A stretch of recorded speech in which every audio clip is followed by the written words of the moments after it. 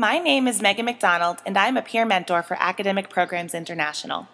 I studied abroad in Buenos Aires, Argentina during my junior year of college in the spring of 2010. Choosing to study abroad was hands down the best decision I made during my college career. It was an amazing opportunity that allowed me to learn a new language, gain a greater understanding of the world, and learn a lot about myself along the way. Both as a peer mentor and as an API alumna, I am constantly talking with my family, friends, and peers about my semester in Argentina.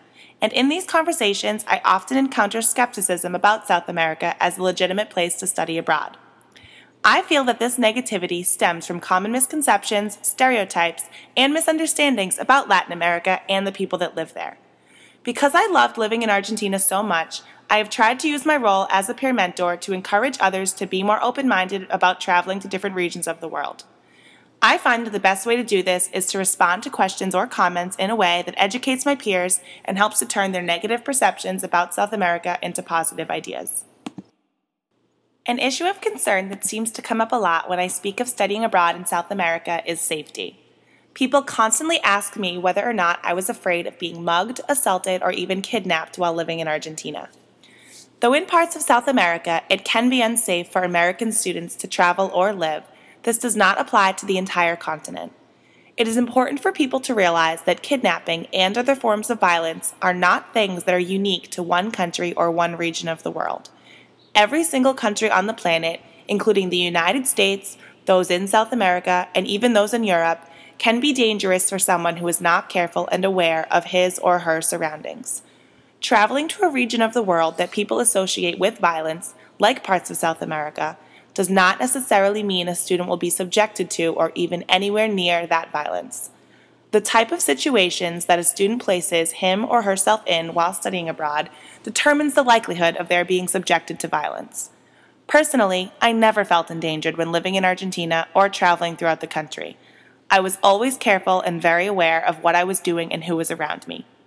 Most people that I encountered were actually very flattered that I chose Buenos Aires as a place to study abroad and were very understanding when I was literally at a loss for words in Spanish. If students studying abroad and travelers in general act responsibly and make the necessary efforts to be safe in Latin America, they will be. Another thing that people frequently question about my semester abroad is why I chose Argentina and why I didn't just go to Spain instead. Students who study abroad should choose a host country that will best suit their own interests, whether that is in Europe, South America, or anywhere else in the world.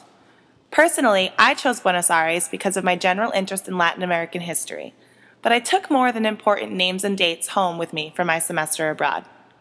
During my 3 months in Argentina, I learned that Latin American countries should not be thought of as interchangeable with Spain, regardless of their historical and linguistic connections to each other. I did not learn this lesson from one specific person or at one singular moment. I gathered this knowledge gradually while living and traveling in Argentina. I gained it by talking with waiters in cafes, from watching street performers at fairs, and while chatting with my host family over dinner and during the commercial breaks of soap operas and soccer games. Though Spain and Argentina might be similar in some ways, studying abroad in Spain is not the same as studying abroad in Argentina. Both countries are worthy destinations for travel or study and should be recognized as two unique nations with two separate identities. Argentina is a country full of people that are proud of their Latin American heritage. Though these people are politically, socially, and economically diverse, most have an unyielding sense of national pride. While many are descendants of Spanish and Italian immigrants, most are glad to say that they are not European, they are Latin American, and that they are not Spanish, they are Argentine. Related to this idea that Spain is synonymous with or better than Argentina is the perception that Europe is an overall better place to study abroad than South America. On more than one occasion prior to my semester abroad, I was told that going to South America would be a mistake. I think that the trend of college students preferring to study abroad in Europe over regions like South America stems from an idea that Europe is the only place in the world with its own legitimate culture, and that everywhere else is just a European knockoff. Many people I have spoken to tend to generalize when it comes to South America, and they assume that the people who live there are all exactly the same. However, South America is anything but uniform, and just as Argentina should not be thought of as interchangeable with Spain, South America should not be seen as the poor man's Europe. Despite South America being heavily influenced by Europe in its development, the people of the continent have built various cultures that are truly their own.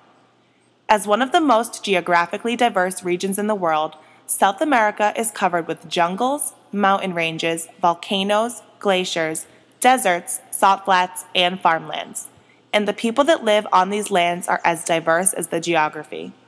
Some 400 million people call South America home, and they live in some of the world's largest cities, in the countryside, on the coastlines, and in the mountains.